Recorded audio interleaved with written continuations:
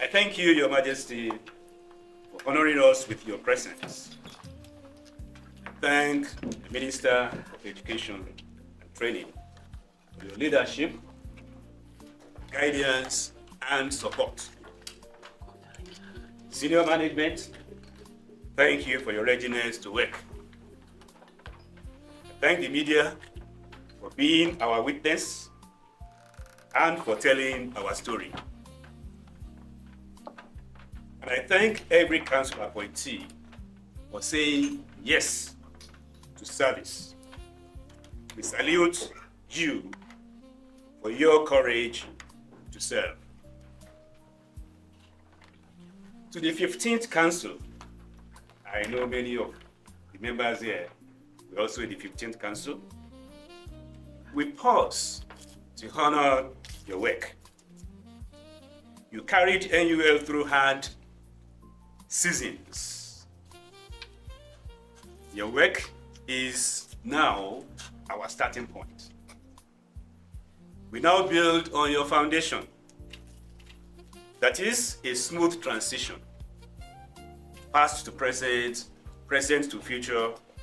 A smooth handover keeps the university steady. Members of the 16th Council, your task is clear as I welcome you. First, keep the peace. A university grows where people respect each other. Peace is not quiet. Peace is respect. Disagree well. Listen first. Speak with care and honesty. Protect unity. Let both guide us. I am because we are. Secondly, give strong oversight. Govern well. Governance is not about meetings. It is about decisions. It is about care. We want you to care for our university. Ask honest questions. Attract money. I will underline that again. Attract money. Protect our students and capacitate our staff. Hold management accountable and let management hold itself accountable too. Your third role, face the old challenges with new courage. Funding will be tight. Systems will be slow. Expectations will be high. I come again to money. Money is limited, and the needs are many. Our institution is aging, but we shall not allow it to collapse. We will not hide from this. We will not run away. We will fix what we can, and we will plan for what we cannot fix today.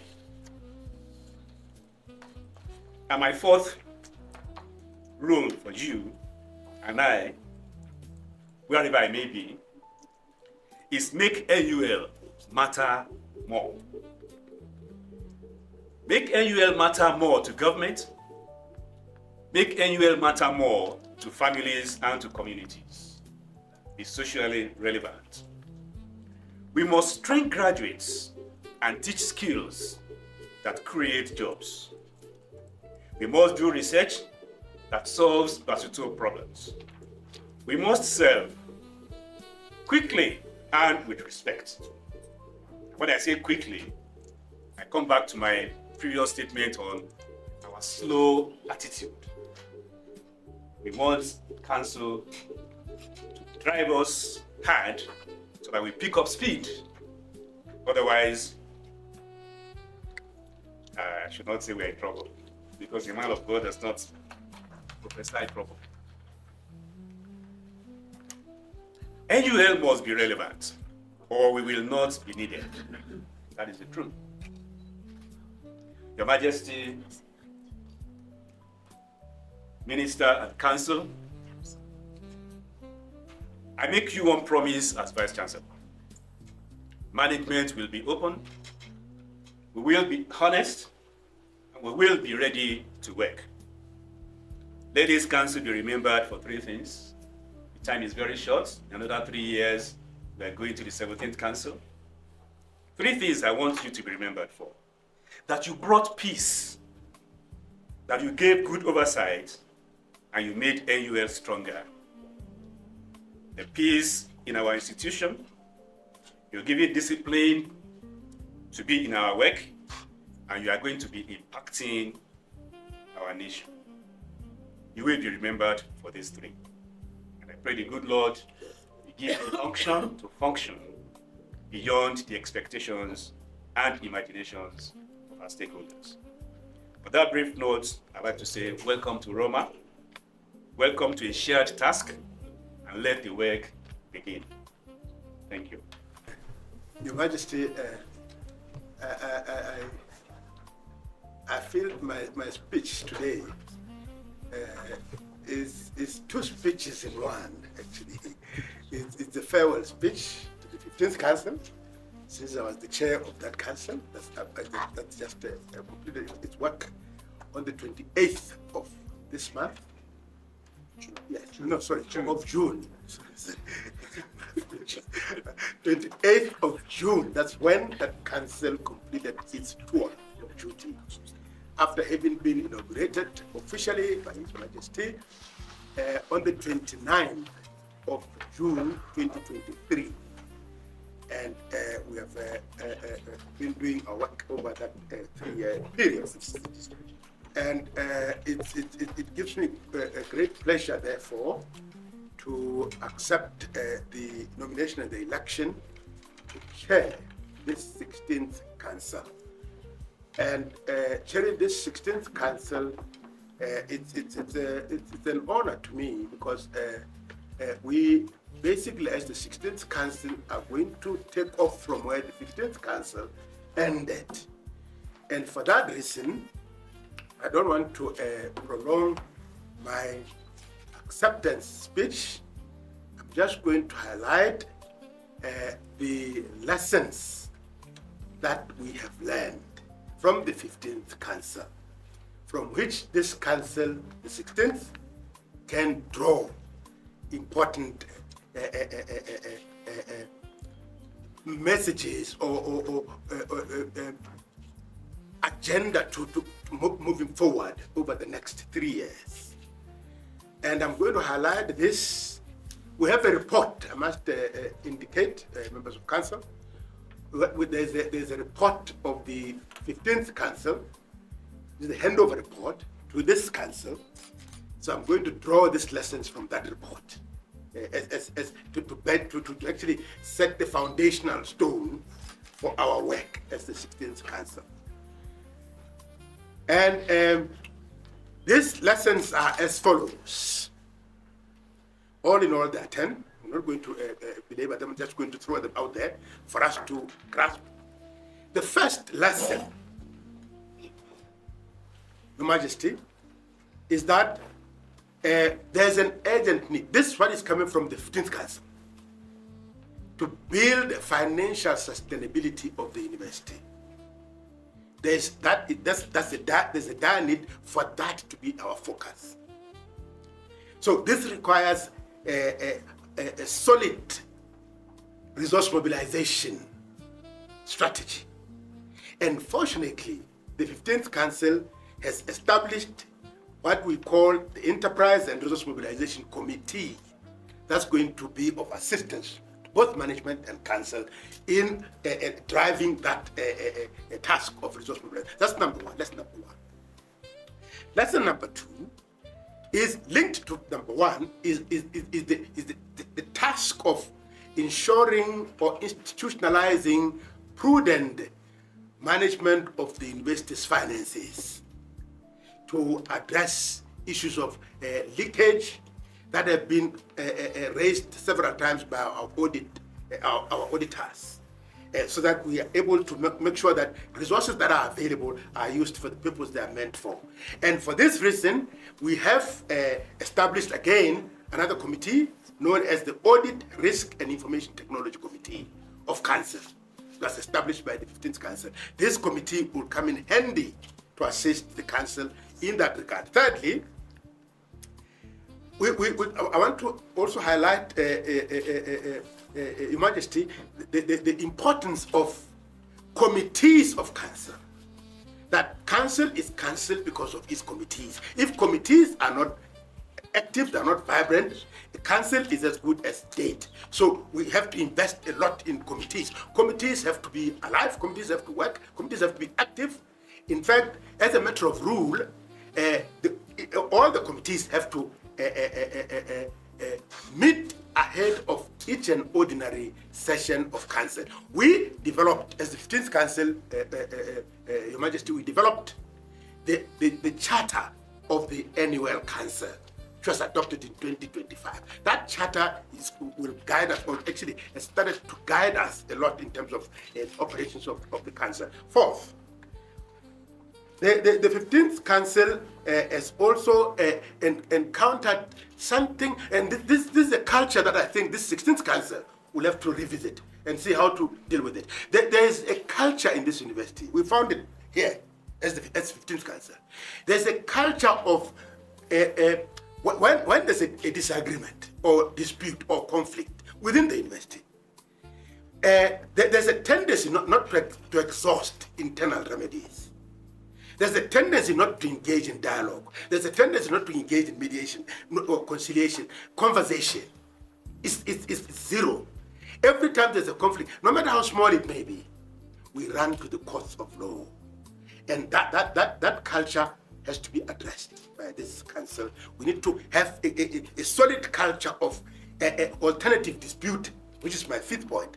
Alternative dispute resolution needs to be inculcated. That culture has to be inculcated by this Council, 16th Council. How can we have a situation where when we have disputes, we are able to sit down, probably a mediator in between, and we share, where did maybe I stepped on your toes, my apologies. Then we shake hands, and then the investigation continues. But this one where we go to the courts all the time is costly financially, but it's also costly socially, because once we're in the courts, after the courts, people are not even on talking terms. So let's really address that. Sixth, quickly, digitization. It still remains a challenge. We found it as a challenge. I must admit, even as we exit, and His Majesty emphasized this even when he inaugurated us in 2023. Even as we exit, here I must confess, as the former chair of that council, we tried, but there's still a lot of work to ensure digitalization, to ensure that emails work, to ensure that Wi-Fi works in this university. This is the institution of higher learning. So those things are important, especially in this era of social media, in this era of the fourth industrial revolution. We shouldn't be left behind. Seventh is the issue of performance management. This is another area where we have not really achieved a lot. Performance management is key to the efficiency of this institution. So performance management is still a task that needs to be pursued. We tried, but we have not yet developed, we have not yet adopted a performance management policy as well as its standard operating procedures. This is the task that we leave to the 16th Council, that the 16th Council should be assist with. Eighth, we adopted the strategic plan in 2025. Strategic plan 2024-2029. It now exists. We adopted this one early in our term in December 2023. It's a solid roadmap, solid development framework for the university, and this plan still remains on the table of this 16th Council. as you can see, it will only end in 2029.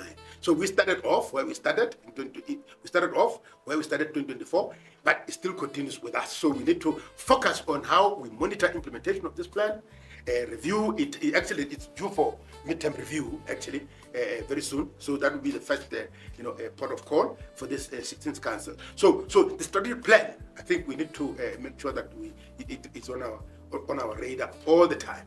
Ninth, before the final one, the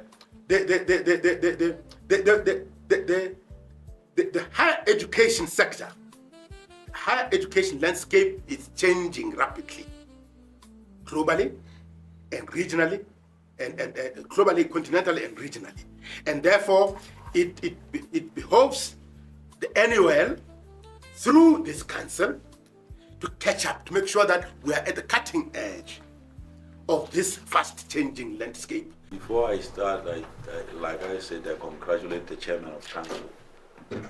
When you read the legislation, you see that probably about 8 people are eligible to be the chairmen of council. And I believe that each one of them had written an acceptance because you were all eligible. I have to say, next time someone would make it. That's how things go. It is a distinct pleasure to join you on this important occasion, marking the formal inauguration of the 16th Council of the National University of Lesotho. This occasion carries a significant importance, not only for the university, but for the national development agenda as a whole.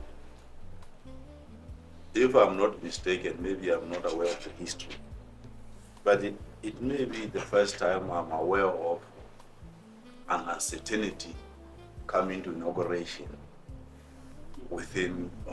happening within the next 24 hours, and we are not sure what was going to happen. And I hope that will not occur going forward on behalf of the Lesotho people and the university as a whole. It is in this regard that higher education in Lesotho remains a strategic driver of economic transformation, skills development, innovation, and strengthened public service delivery. As the country's premier institution, it is the only public institution of higher learning that this country has. And the National University therefore occupies a central role in advancing these national priorities by building the human capital base required for sustainable development. I must say that this university has a long history, and when you look at the public sector, you look at the private sector, you would comfortably say 60% to 80% of the human capital in those sectors comes from this university, and therefore this university should lead by example. At outset, I extend sincere congratulations to all members appointed to serve on this distinct council, coming from different sectors of our society. Council membership therefore carries significant responsibility. It demands sound judgment, ethical leadership, and a sustained commitment to institutional performance, financial discipline, and the effective delivery of the university's mandate. And therefore, each council member must always remember these few commitments. This responsibility must be understood within the broader context in which the Lesotho higher education sector operates, an environment characterized by constrained fiscal space. When I come to constrained fiscal space, when I was a student of the university here in the late 80s and early 90s, I used to always question heads of departments, deans, and the whole management of incapacity to work on this constrained fiscal space. When I became the head of the department, I started to question the Minister of Education. And now, I will stop there.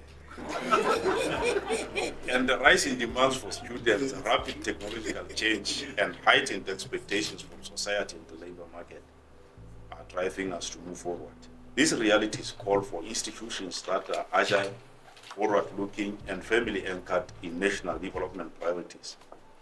Within this context, higher education in Lesotho is directly linked to key national imperatives, including economic diversification, youth employment, improved public service delivery, agricultural modernization, and digital transformation, some of issues which the chairman has highlighted.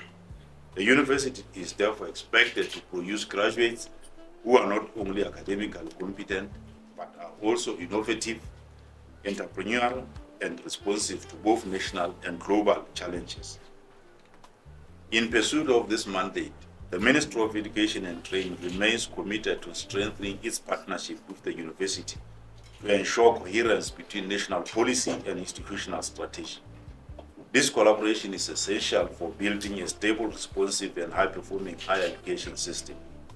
At the same time, institutional autonomy must be exercised in a manner consistent with accountability, transparency, and responsible stewardship of public resources. We all know that universities should always remain autonomous, independent from any undue influence. But at the same time, that autonomy is given because there is a high expectation that institutions like National University of Lesotho, that's where people learn to be persons of high moral ground. That's the institution where you expect everybody to do things that are above the rest of us. So that is why the autonomy will always be protected of the National University of Lesotho in terms of recruitment, in terms of its managing its resources, in terms of everything.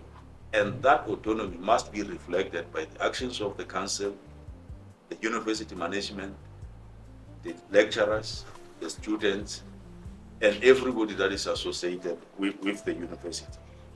Against this backdrop, the National University of Lesotho must continue to strengthen its position as a center of excellence in teaching, research, and innovation.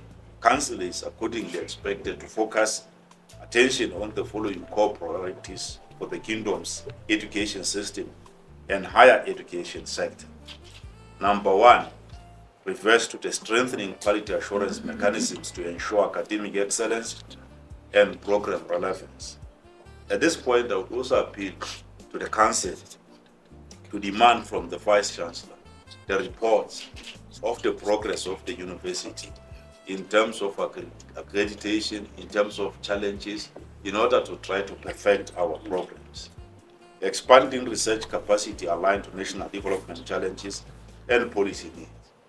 We are advocating as a ministry that most of our ministries, when they look for policy direction, the university should be the first institution where they come for guidance. The Council is also mandated to accelerate digital transformation across academic and administrative systems. I was informed that the NUL information management system was working properly, that students could apply, you could pay online, everything is working. But it seems what I'm hearing from the chairman is a different story, but that is what we have to do. The students should be able to seamlessly access their information that they want. Apply online, pay online, check your fee status online, check your results online. Everything should be digitized, and that is key for us to make sure that at least the university is exemplary in doing that.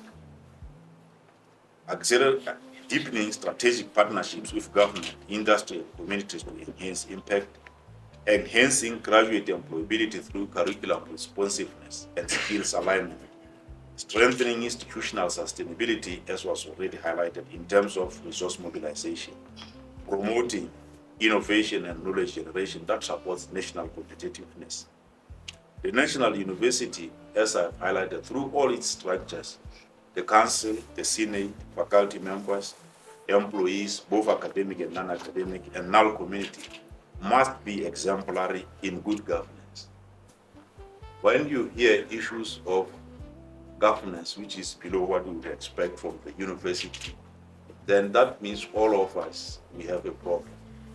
We have to look at the institution for guidance and exemplary and examples of good governance and prudent decisions. The university must be a leading example and an institutions where all institutions look up to it for governance, good leadership, prudent decisions, and all of those that is expected of a higher institutions of this nature. Compliance to Council on Higher Education requirements for all higher institutions is critical, and that means National University of Lesotho must also improve on compliance and programs accreditation. Even if we are not where we want to be, but at least there must be an improvement from month to month, quarter to quarter, on yearly basis. That if Vice Chancellor, continual reporting to Council and improving on compliance or accreditation is critical, and you should also appraise Council of those issues. Issues of auditing. I must accept that NALE has improved a lot on auditing of its annual accounts and issues raised on the audited accounts, and that is also positive. It's quite a good thing because when you talk to development partners and everybody, that we are looking for funds to assist us to develop this particular institution. Most of the people, what they want is not what they want to hear, it's what they want to see. They would say, just give us your 2-year annual reports of the institution so that I can see how the university is working. If you are found wanting, then it's difficult for people to assist us, because any fund that would come to the university is because somebody somewhere has paid tax, even if it's not pursued. So I'm happy about that. And let's make sure that we keep updating and timely producing the audited accounts. And where there are issues raised, address those, and moving forward, they should not reoccur.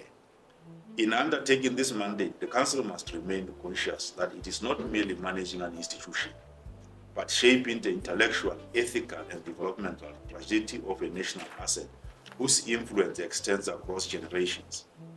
It is in this spirit that I recall, towards my conclusion, a powerful insight from Dubis in his seminal 1903 essay, The Talented Tenth. In it, he cautioned that the purpose of higher education is not to make men carpenters, but is to make carpenters men. This is not merely a reflection on education and work, it is a reminder of responsibility of an institution of this nature and its council. For this council, the implication is very clear. The National University of Lesotho is not only expected to produce graduates for the economy, but to form leaders for society, individuals who combine competence with conscience, skills with character, and knowledge with service. The decisions taken by this council will therefore shape not only institutional performance, but also the quality of leadership and citizenship that emerges in this kingdom that we have. Sound institutional leadership requires clarity of direction, disciplined execution of priorities, and a strong culture of accountability across all structures of the university. Where challenges arise, they must be addressed, as the chairman has highlighted, promptly and decisively, and within the university itself, in the interest of safeguarding institutional stability, academic integrity, and public confidence. Because the more things spill out of your hands in the university and are resolved elsewhere, the credibility of the university is going down and down and down. And some of the parents will start to question, why should I bring my child to the National University of Lesotho when I'm hearing all of these things in the media and outside the university? Ultimately, the success of the council will be measured by the extent which it strengthens the university performance, enhances its relevance, and positions it as a catalyst for national development, not using the university as a vehicle for personal interest and gains.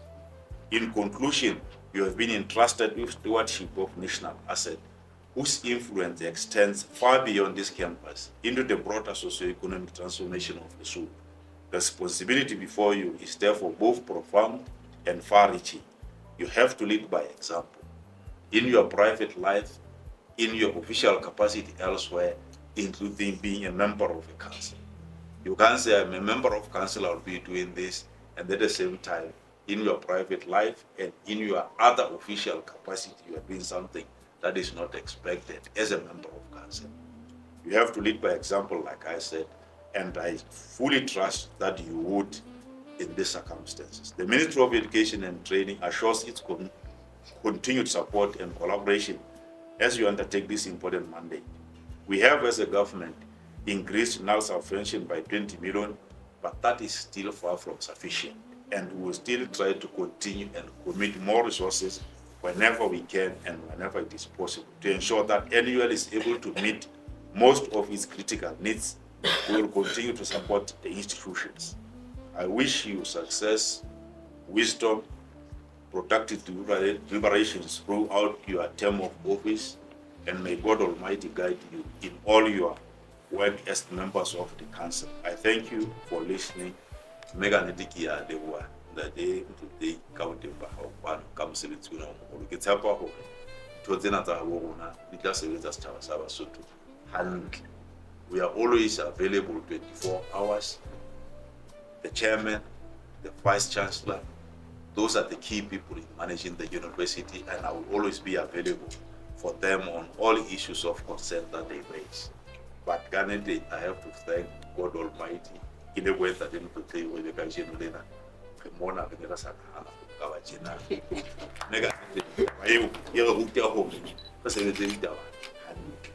Distinct honor and privilege as Chancellor of the National University of Lesotho to address you as incoming members of the 16th Council of this esteemed institution.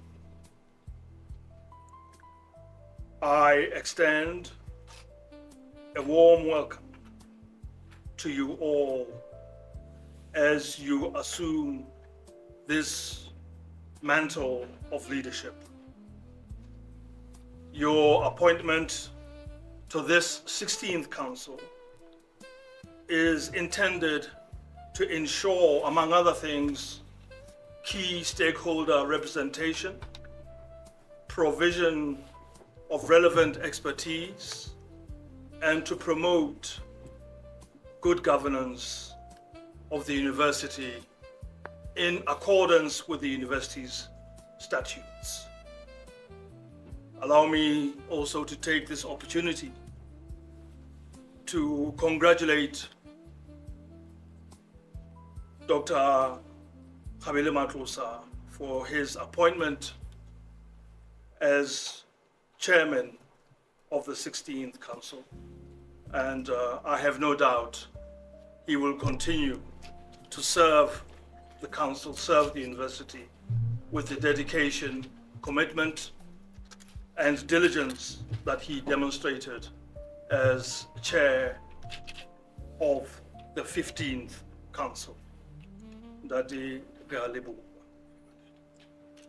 inauguration of this council is far more than a ceremonial event. It represents a solemn entrustment of authority to guide, govern, and safeguard this university on behalf of the Basotho nation. Honorable Minister, as you have also stated in your statement, higher education remains central to the Kingdom of Lesotho's development aspirations. The National University of Lesotho plays a unique and critical role in advancing knowledge, shaping leadership, and driving socio-economic transformation. Those appointed to the council carry a responsibility of national trust and are always entrusted with stewardship of one of the kingdom's most important public institutions. Members of council, let me remind you, if indeed you need reminding, that you assume office at a time when universities across the continent and the world, ours included, are operating in an increasingly complex environment. Public resources are constrained. Technological change is rapid. Competition for talent is intense. And expectations regarding the quality, relevance, and impact of higher education continue to grow. These challenges require a council that is strategic, forward-looking, and committed to the success of the university. Chairman of Council, members of Council, with this formal inauguration of the 16th Council, I charge you to exercise your duties diligently, with integrity, discipline, and unity of purpose. As the highest governing authority of the university, your decisions must be guided by fairness, transparency, accountability, and the public good. You must ensure that the university's policies, systems, and leadership frameworks support excellence in teaching, research, innovation, and community engagement. Bommel Buntate, members of Council, while diversity of opinion is both natural and valuable, it must never compromise institutional stability or collective responsibility.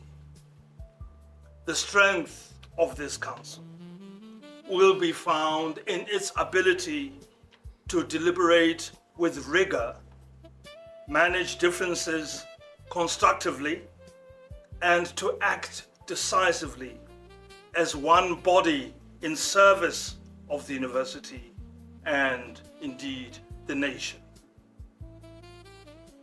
As I said earlier, our university, like many across the world, operates in a demanding environment of rising needs and limited resources. It is therefore essential that Council gives urgent and sustained attention to the critical issue of financial sustainability. I have stated many times before that our reliance on a single source of funding cannot sustain NUL into the future. The Council has a fiduciary responsibility to ensure the long-term financial health and sustainability of this university.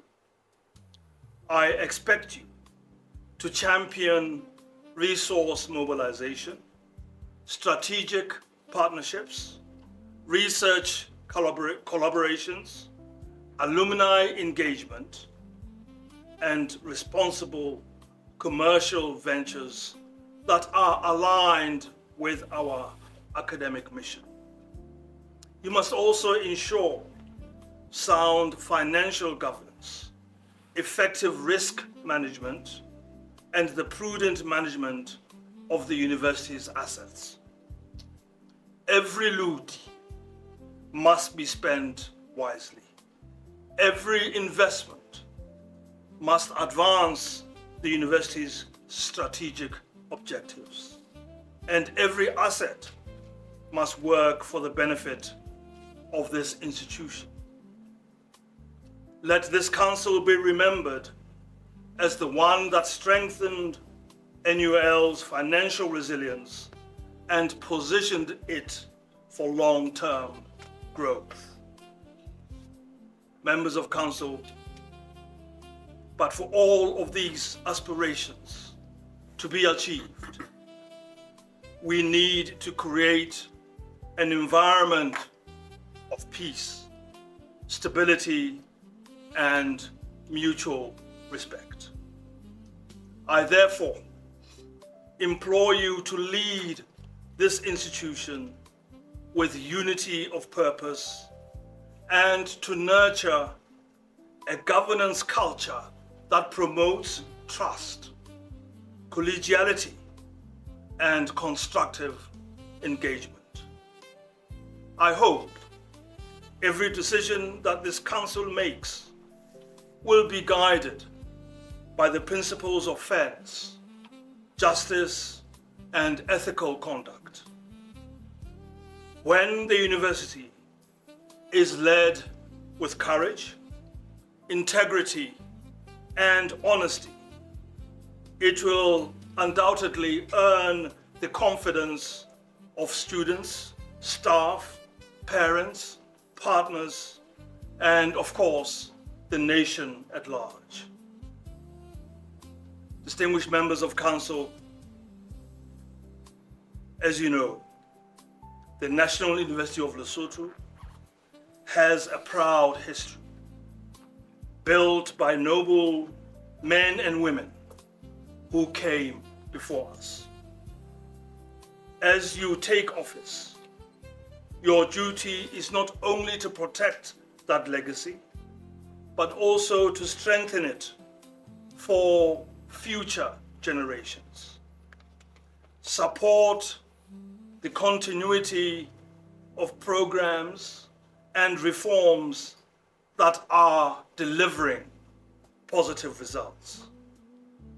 At the same time, be courageous enough to embrace new ideas where change is and will be needed. The university must continue to adapt to the evolving needs of students, the labor market, and the wider society. Honorable Minister, distinguished members of council, it would be remiss of me if I failed to thank the 15th Council for their hard work and their dedication during their tenure at the helm of our university. The nation owes you a huge debt of gratitude, and we thank you. At this juncture, and leaning on the authority that has been vested in me by the statutes of the university as Chancellor, I hereby formally inaugurate the 16th Council of the National University of Lesotho.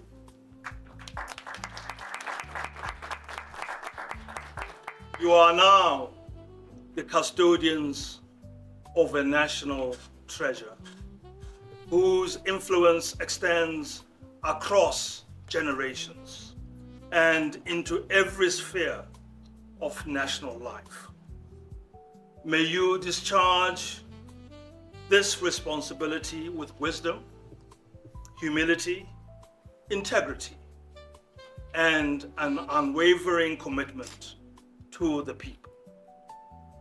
May God bless you all, and may He continue to bless our country and all its people. Kgotso, pula, na.